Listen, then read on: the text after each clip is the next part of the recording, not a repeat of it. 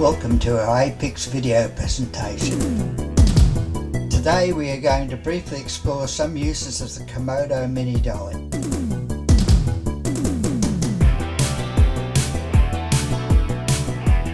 A rising shot through the interior of a van would normally require a crane or jimmy jib, but I achieved this using the Komodo on the bonnet.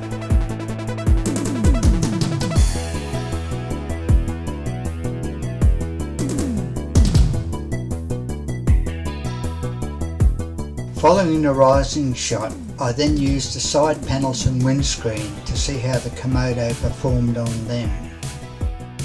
The Komodo arced up due to the curvature of the windscreen, but with a slight adjustment of the steerable front wheels, I could compensate for the windscreen curvature and an almost straight track was achieved.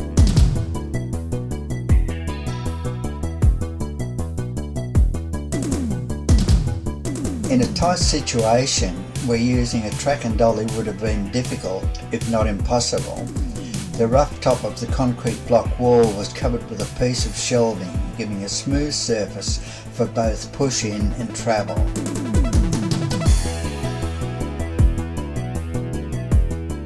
Using a length of shelf G-clamped to a coffee table, I was curious to see how the Komodo handled a heavier camera and swapped the 5D Mark II for a Canon XL H1. I thought the Komodo would handle a push-in okay, but wasn't sure how the stability would be with a heavier camera transversely mounted for tracking. I found the Komodo was perfectly stable and handled the extra weight and size of the H1 easily. The lockable steerable wheels have other advantages. They can be set to perform loose or tight arcs, or even circles.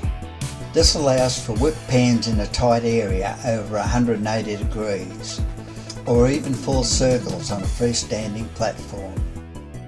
The Komodo has 4 1/4-inch threaded holes on each axle, plus 3 on the dolly body for variations of camera mounting position or attachment of auxiliary equipment.